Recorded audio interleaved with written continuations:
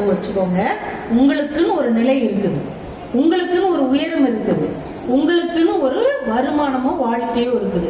இது இருக்கிற வரைக்கும் தான் தண்ணி உங்க பக்கம் இருக்கும், சூரியன் உங்க பக்கம் இருக்கும், உங்களை வாழ வைக்கும்.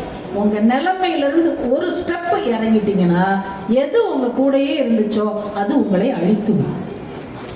அது உறவா இருக்கலாம், நட்பா இருக்கலாம், கூட இருக்கிற தொழில் பார்ட்னரா கூட இருக்கலாம். நல்லா ஞாபகம் வச்சுக்கோங்க, இருக்கிற நிலையிலிருந்து இறங்கினா நம்ம வாழ்க்கை இப்படித்தான் ஆயிரும். அருணகிரிநாதர் ஒரு பாட்டு எழுதியிருக்கிறாரு. இது எனக்கு முழு பாட்டாவே நான் எழுதல, எனக்கு பயமா இருந்தது முழுசா படிக்க. முதுமை எப்படி இருக்கும் அப்படிங்கறத அதுக்கு அந்த பாட்டு நீங்க கண்டிப்பா எடுத்து படிங்க, நீங்களே எடுத்து படிங்க. தொந்தி சரிய மயிரே வெளியிறேன்னு ஒரு பாட்டு எழுதியிருப்பாரு. அதை ஃபுல்லா படிக்கும்போது நமக்கு அப்படியே படபடன்னு வந்துடும். நம்மளை நீங்க நினைச்சுக்கிட்டு அந்த பாட்டை படிச்சீங்கன்னு வைங்களேன், இந்த வாழ்க்கை ஒண்ணுமே இல்லைன்னு ஆயிடும். நம்ம முதுமை எப்படி இருக்குமா அப்படியே பாரதி ராஜா பாலச்சந்தர் படம் எடுத்தா எப்படி இருக்கும் அது மாதிரி காமிக்கிறார். இந்த முதுமை வந்த உடனே என்ன ஆகுமா, இந்த தொந்தி அப்படியே சரியுமா, இந்த முடியெல்லாம் அப்படியே வெளிரி போகுமா, முதுகு கூன் விழுமா, இந்த பல்லு இருக்குல்ல அது ஒன்னொன்னு தனித்தனியா ஆடுமா, இதழ் உதடு அப்படியே தொங்கிருமா, அப்படியே கையில ஒரு கையில தடி வந்துடும். அப்படியே நடந்து ஒருத்தர் போறாரு, எதுக்கு இளம் பெண்கள் எல்லாம் வர்றாங்க, ஹே யார் இந்த கிழவே அப்படின்னு சிரிக்கிறாங்க. பதில் சொல்லணும்னு வாயை திறக்கிறாரு, கிண்ணு கிண்ணுன்னு இருமல் தான் வருது. அவங்க பேசுற வார்த்தை முழுசா கேட்கல, காது கேட்கல. யார் நம்மளை இப்படி கிண்டல் பண்றாங்கன்னு பாக்குறாரு, கண்ணு சரியா தெரியல. அப்படி படுத்த படுக்கை ஆயிடுறாரு. அவ்வளவு நாள் நேசிச்ச மனைவி மேல வந்து உளுந்து அழுகுறாங்க, ஏன் சீக்கிரம் போயிட்டா நல்லது. படுத்த படுக்கையாவே இருந்து நம்மளையும் படுத்தி அவரும் பாடா படுறாருன்னு மனைவி மேல வந்து கதறாங்க. அவங்க தான் இத்தனை நாளும் கோயிலுக்கு போய் தாலியில குங்குமம் வச்சாங்க, எதுக்கு, தீர்க்க சுமங்கலியா நான் வாழணும்னு. ஆனா அதே கணவன் 4 வருஷம் படுத்த படுக்கையாயிட்டு அவங்க என்ன பண்றாங்க, என்னையும் படுத்தி நீயும் பாடா படுறியா, அந்த முருகன் உனக்கு ஒரு மிஸ்டுகால் கொடுக்க மாட்டேங்கிறானே அப்படின்னு அந்த அம்மா நொந்துக்குது. யாரு நல்லா வாழணும் வேண்டும் அம்மா.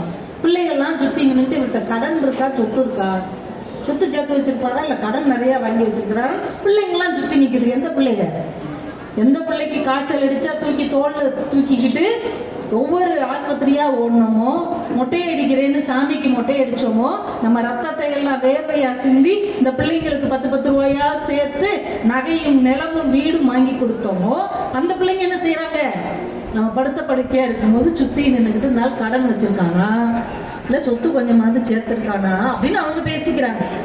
எது, முதுமை. பக்கத்துல யம தூதர்கள்லாம் வந்து நின்றுட்டு இருக்காங்களாம், இன்னும் டைம் வரல, வந்த உடனே சட்டக்குன்னு தூக்கிட்டு போயிடலாம்னா இருட்டிக்கிட்டே இருக்கானே அப்படின்னு யம தூதர்கள் வேற நிக்கிறாங்க.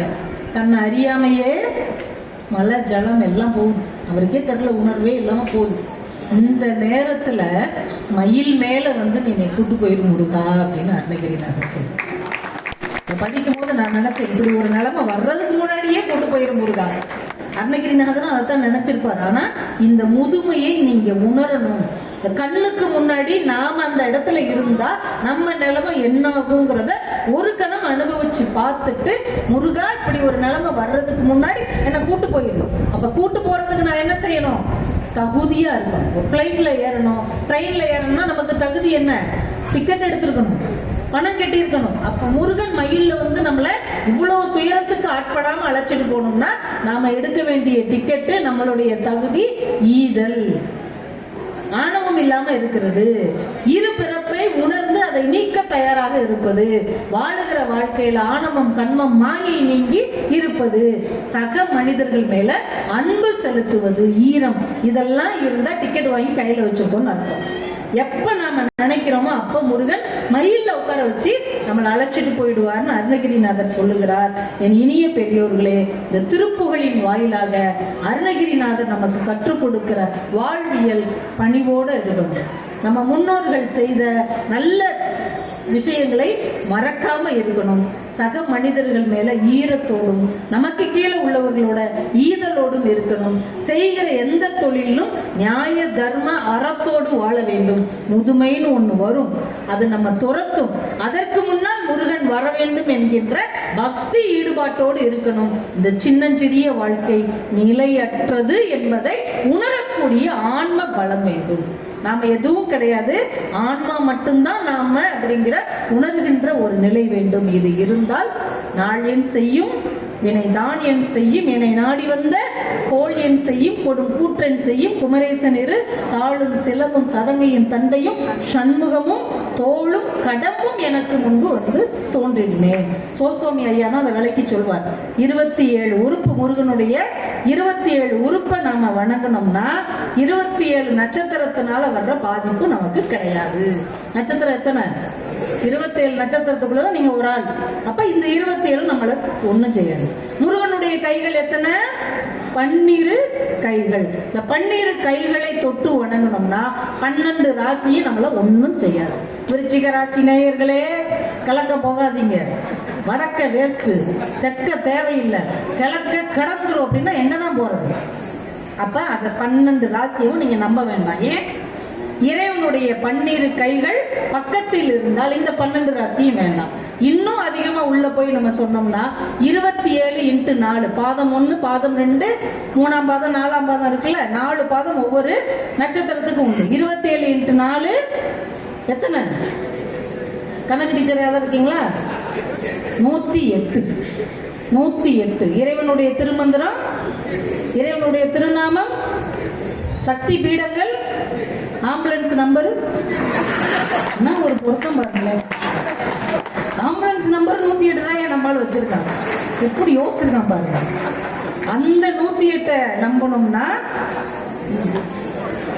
ஆம்புலன்ஸ் 108 அடிபட்டா ஓடி வந்து காப்பாற்றும். இறைவனுடைய திருநாமம் என்கின்ற 108 நம்மளை அடிபடாமையே காப்பாற்றும். அவ்வளவு அழகா இருக்கு பாருங்க.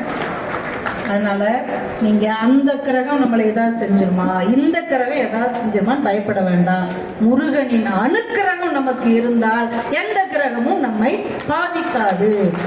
அதனால வழிப்பயணமாகிய 108 விட்டுருங்க. வாழ்க்கை பயணத்தை வழி நடத்துகிற 108 இருக பற்று கொள்ளுங்கள்.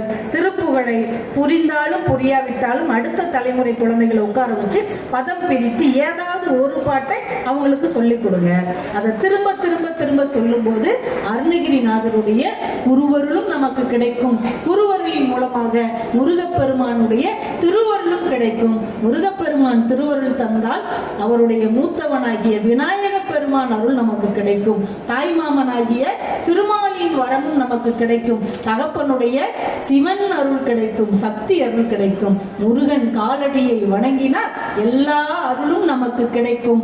அதற்கு வாசப்படியாக திருப்புகழ் நமக்கு திகழும் என்று சொல்லி இன்றைக்கு இந்த அருணகிரிநாதர் சபையிலே 72ஆம் ஆண்டை கொண்டாடி கொண்டிருக்கிற வேளையில் முருகனையும் அருணகிரியையும் மனதிலே வேண்டி சுமந்து வந்து உட்கார்ந்திருக்கிற உங்க எல்லாருக்கும் இந்த சுதந்திர தின திருநாளில் மனதில் இருக்கிற எல்லா துன்பங்களிலிருந்தும் விடுதலை, எல்லா கர்ம மாயைகளிலிருந்து விடுதலை, எல்லா துயரத்திலிருந்தும் விடுதலை, நல்ல கல்வி, நிலைத்த செல்வம், நல்ல புகழ், குடும்பத்தில் நீண்ட ஆரோக்கியம், ஒற்றுமை, தொழில் முன்னேற்றம், குழந்தை செல்வம், வீடு செல்வம், நீண்ட ஆயுளை மன நிம்மதியோடு வாழக்கூடிய ஒரு நல்ல சூழலை அந்த முருகப்பெருமான் அருளால் அருணகிரிநாதர் நமக்கு பெற்று தருவார் என்று உங்கள் எல்லாருக்காகவும் என்னுடைய பிரார்த்தனை மலர்களை ஐயாவின் பாத கமலங்களில் வைத்து 72 ஆண்டுகளாக இந்த சபை இவ்வளவு புகழ்பெற்று வருவதற்கு 40 ஆண்டு காலமாக உழைத்து